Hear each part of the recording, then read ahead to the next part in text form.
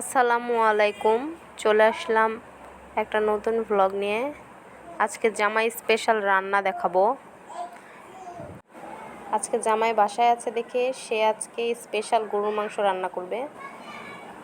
দেখতে পাচ্ছেন, প্রথমে মাংসর উপরে পেঁয়াজ কুচি দিয়ে দিল।